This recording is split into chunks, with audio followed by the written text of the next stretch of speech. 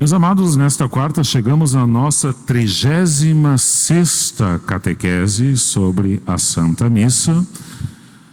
Depois dessa, faltam apenas 3 para concluirmos este itinerário que estamos fazendo ao longo deste ano, desde a Páscoa já. E tendo dedicado as 2 últimas catequeses para aprofundar um pouco sobre a comunhão eucarística, queremos hoje dedicar uns instantes para contemplar o momento que vem logo após a ação de graças que cada um de nós faz. Eu já ouvi cada bobagem a respeito da ação de graças que os senhores não têm noção. Eu já vi até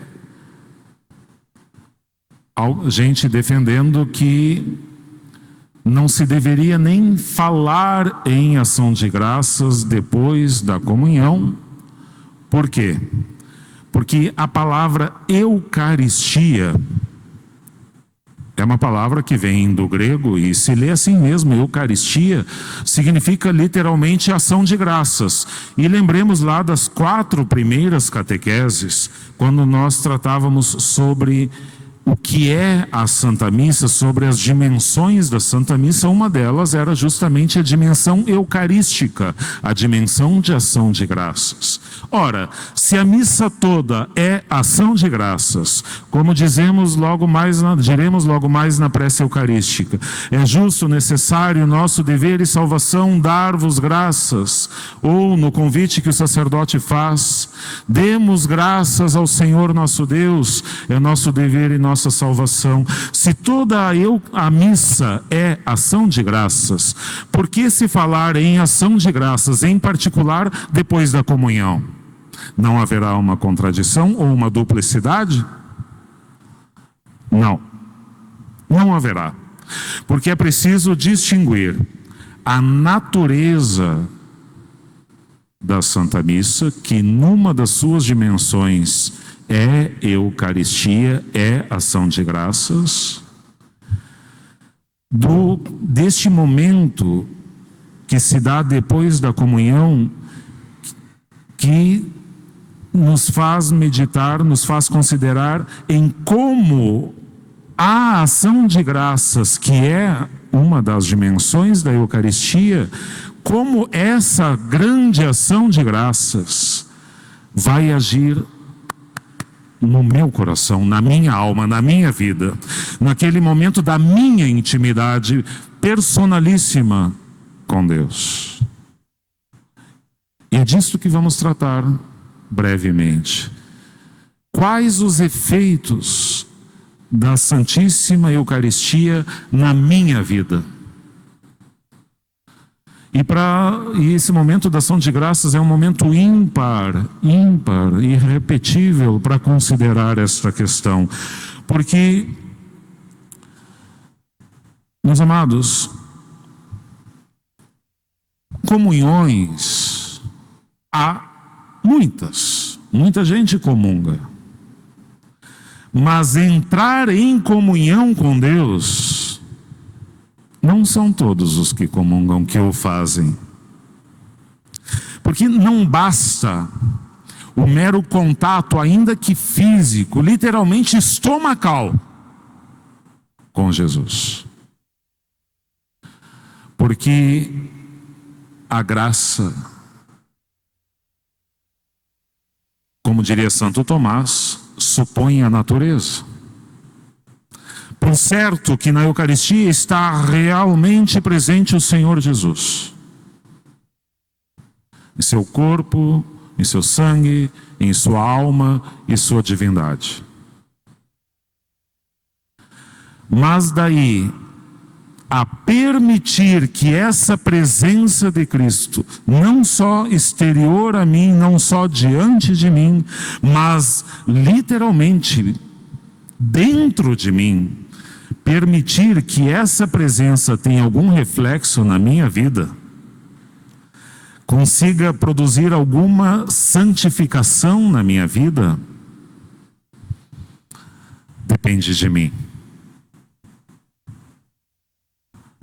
porque o Senhor respeita a liberdade. Pode parecer contraditório que eu livremente tenha me dirigido até a ceia eucarística para receber o Senhor, mas daí a permitir que a presença de Cristo dentro de mim seja transformada em ações concretas de santificação, depende de cada um.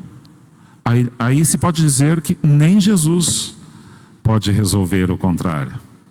Depende de cada um de nós. Por isso que a ação de graças precisa ser feita de forma consciente, livre, porque a liberdade implica em tomada de decisão, implica em vontade de cada um.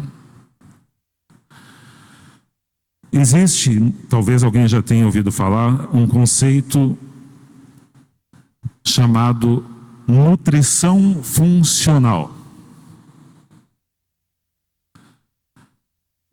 Lá na antiguidade, na Grécia clássica, alguns filósofos diziam que o homem é aquilo que ele come, do ponto de vista biológico.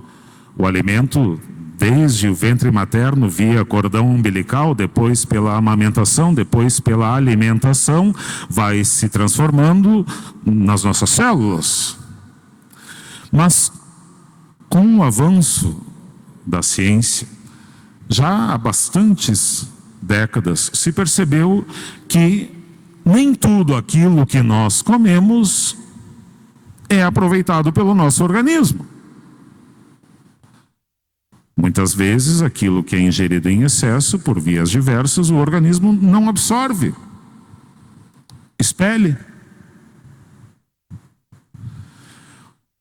Sem medo de cair em heresia, se pode dizer que o mesmo se dá do ponto de vista espiritual em relação à comunhão. Nós nos alimentamos de Cristo, mas se não fizermos, não permitirmos, não quisermos que a nossa alma o absorva, a Eucaristia, na prática, na minha vida, não é um amuleto, alguma coisa que o simples contato faz transformar.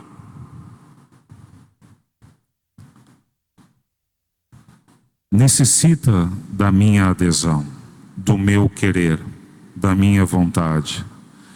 Daí, de novo, meus amados, nunca percamos a oportunidade ímpar da ação de graças. Mesmo que comunguemos todos os dias, cada comunhão é única. Porque não é a mesma de ontem. Eu não sei se amanhã poderei comungar de novo. Ainda que sejam breves instantes, aqui durante a Santa Missa, mas que, terminada a minha comunhão, ao voltar para o meu lugar, que eu converse com o Senhor Jesus que está dentro de mim. Mas depois que eu sair daqui, que eu tenha consciência de que eu saio diferente de quando entrei, porque eu saio transformado num sacrário vivo. Então a forma com que eu vou tratar a minha família, meu marido, minha mulher, meus filhos, meus pais, deve ser outra. Naquele momento pós-comunhão, eu sou alter Christus, outro Cristo, porque Ele está dentro de mim, e eu quis que Ele estivesse, e eu quero, e eu permito, e eu abro de par em par as portas do meu coração para que Ele possa agir na minha vida. Nesse momento da ação de graças, ainda que seja breve, não é um momento para a gente ficar recitando fórmulas decoradas de orações. É um momento de conversa íntima, daquilo que está se passando na minha vida, sejam as minhas alegrias, sejam as minhas tristezas, as minhas decepções, as minhas esperanças, as minhas dores. É isso que deve ser pauta da minha conversa com Jesus naquele momento. É um momento personalíssimo, ainda que celebrado e vivido em comunidade. Daí a importância também de o ambiente colaborar. Se eu não comunguei por algum motivo, porque eu estava impedido por um motivo ou outro, porque eu não consegui a confissão a tempo para me preparar bem para aquela missa, é o momento de eu fazer a minha comunhão espiritual. Mas em nenhuma hipótese eu posso ser pedra de tropeço para o outro. A pessoa às vezes está vindo da comunhão, já vem alguém bater no ombro ou cochichar alguma coisa. Valha-me Deus! Que eu não atrapalhe a comunhão do outro, que eu não atrapalhe a ação de graças do outro. Deixa para conversar depois. O ambiente litúrgico também pode nos ajudar, o silêncio, um coro, um instrumento que nos ajude a rezar. Mas não é o momento, como já vi em alguns lugares, de alguém pegar o microfone e dizer: agora, neste momento de ação de graças, é o momento de silêncio interior, de falar com Jesus. Então cala a boca e me deixa ficar quieto, não fica falando, não me atrapalha. A ação de graças, ela termina com a oração após a comunhão, que encerra o rito da comunhão. E é uma oração que geralmente nos pede, justamente para que vivamos bem essa comunhão que fizemos. Por exemplo, era muito bonita a oração pós-comunhão do último dia 2, dia de finados, que pedia a Jesus a graça de um dia passarmos desta mesa de peregrinos ao banquete eterno. E aí, logo após a comunhão, seguem os avisos, quando necessários, as comunicações e a bênção final, que são temas da semana que vem. Para encerrar, voltemos a olhar para Nossa Senhora. Não deve ser muito difícil, ao menos para mim não é, para os senhores imaginarem como Nossa Senhora trataria com o Senhor Jesus enquanto era gestado no seu ventre.